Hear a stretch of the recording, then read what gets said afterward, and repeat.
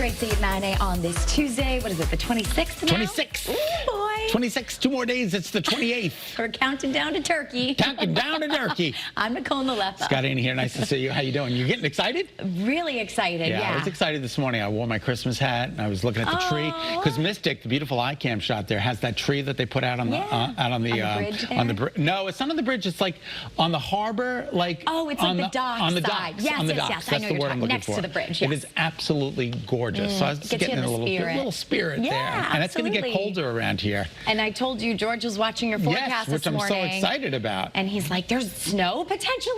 In Nana's neighborhood up in the Berkshires. Yes, up in the Berkshires. Not so much for us Thursday. It is going to be a messy day, though. First Alert Live radar. Okay, some much-needed liquid gold. I promise you by 8 o'clock it would be in the state, and there it is. It's moving from west to east, and everybody's going to get in the mix here, so grab an umbrella. You're going to need that umbrella until about 1 o'clock this afternoon. And then we turn our attention to a beautiful day tomorrow, and then a First Alert weather day for Thanksgiving. Rain, heavy at times, maybe some snowflakes in northwest Connecticut with a gusty wind, Nicole. It's going to be a raw, soggy, miserable Thanksgiving. Sorry about that. So is it the Litchfield Hills? Will it be a little bit more frozen there? A little bit of snowflake action there, but we're not expecting accumulation, which is some good news. Some flakes mixing in. Soggy turkeys. Soggy turkeys, gotcha. Exactly. Okay. Futurecast tomorrow's weather today shows a beautiful day later this afternoon, and then tomorrow, beautiful day.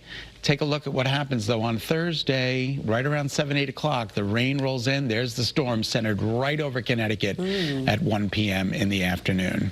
So I'll have more on the forecast coming up a little bit later on in the wax, but I just wanted to give you a heads up that Thursday is wet. The rain was delayed, and here we have it. And here we have it, a nice soggy turkey.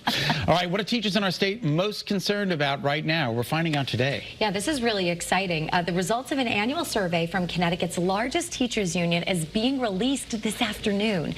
Connecticut Education Association union leaders say hundreds of teachers completed the survey, and state leaders will hear from some of them as the union presents the key findings at the Capitol.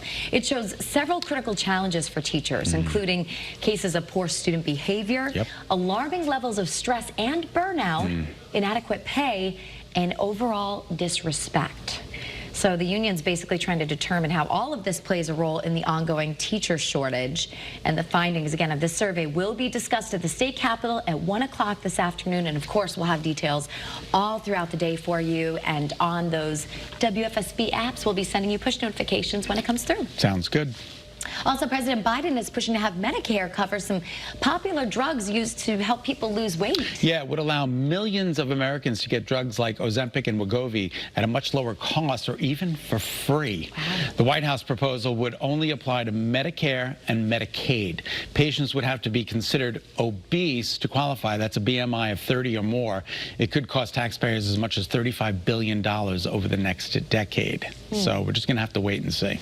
Yeah, absolutely. That's so interesting. They're looking to cover those drugs. Right, because it would make it attainable for a lot more Americans. As we just talked about, millions of more people would be able to get it if they could afford it, which would hopefully put a dent in the obesity population, which is some good news. And I mean, they say obesity is kind of like an epidemic right now Americans are dealing with, and then all of the, you know, the issues that spring from that, or those who have diabetes. There's so much going on. Yeah, another possible obstacle. Robert Kennedy Jr., who is President-elect Trump's nominee for Health and Human Services Secretary, says he does not want Medicare and Medicaid to cover the drugs. So we're just going to have to wait and see when the new administration takes office what's going to happen. All right.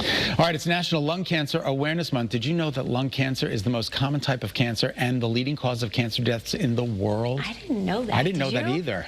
Well, thankfully, UConn Health is on the forefront of a new kind of AI technology when it comes to diagnosing and treating this disease. And I had a chance to learn all about it. Take a look. Our best chance to potentially cure lung cancer is when we identify it before we even know you have it. Lung cancer is far too prevalent here in the U.S., and a majority of people associate the disease with smokers. But did you know that 10 to 20% of those who develop lung cancer have never even smoked before? Typically, the warning signs of lung cancer are things like a persistent cough, unexplained weight loss, and a family history of the disease.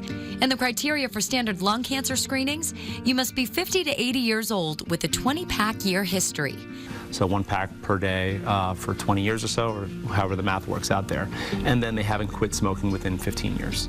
Dr. Omar Ibrahim of UConn Health says since the technology has gotten better, so too have the options for treatment. When we do a biopsy, we send that for the DNA of that tumor. So this way we're treating that tumor for that patient and not necessarily a blanket approach of this is how we treat lung cancer with this medication. And now there's even more help when it comes to identifying, managing, and treating patients with lung cancer. What we've taken it upon ourselves here at UConn Health is to kind of look at what's available out there to help our population. About 6 months ago, UConn Health partnered up with a software company called Optellum. So Optellum has a software where they'll look at every CAT scan done every night at UConn Health, irrespective to age. And this special software, which utilizes AI technology, can really help with early detection in a way like never before. It'll look for any CAT scan done for any reason. So if a CAT scan's done in the emergency room or a CAT scan's done in the hospital for a completely different reason, it'll pull those patients into essentially a list. And within that list, what we do is we'll siphon through it, identify the nodules that we find concerning, and then we'll assess that and give them a score. Once the doctors know what that score is, they can communicate that information to the patient's primary care doctor, and whoever else should be in the know. And then we come up with a plan, what works best for that patient, whether it's observation or potentially going right to a biopsy if we're that concerned. The software has really made it easy for us to be able to identify this and make sure that we're catching as many, if not all, the patients as early as possible. But here's the thing. Just because these nodules are detected doesn't necessarily mean things have to move fast. The vast majority of the time, we don't have to act upon it. We're just observing, and we want to make sure that they either stay stable or potentially even go away.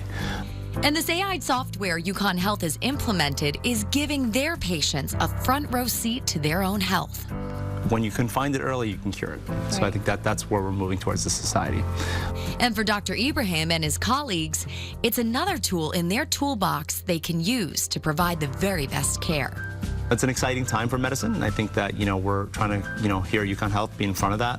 And so, when things like this come up, we jump at the opportunity to really lead the way. Well, to learn more about UConn Health or to schedule an appointment, please visit health.uconn.edu. All right, one of Hartford's favorite holiday traditions is making the final preparations to open for the season. Winterfest is just 2 days away. This is the 14th year for the festival in Bushnell Park. Crews are getting the skating rink ready, putting up guardrails, and organizing hundreds of pairs of skates. Winterfest opens on Friday and runs through January 4th. There will be a tree lighting ceremony on Sunday, December 1st, which is this weekend. That's crazy. Crazy! It's Sunday, right? Yeah. Sunday. This upcoming Sunday is December 1st. Okay. Wrap your head around that. Have you ever gotten on skates there at Winterfest? Yes, I have. For stories? Yes. Yeah, me too. Yeah, bring your own skates. That's what I'm telling you. The blades are not so great on those rentals. Well, they sharpen them. Yeah. But they're not that good. They're like blocks. It's like you put in your feet. It's like plastic. But they're free. But I was just going to say, beggars can't be choosers. Exactly. They're fine. If you don't have a pair of skates, you don't have a pair of skates, go and check it out. But if you I'm doing a triple sow cow, Nicole. I got to be ready. There you go. Call Scott Hamilton.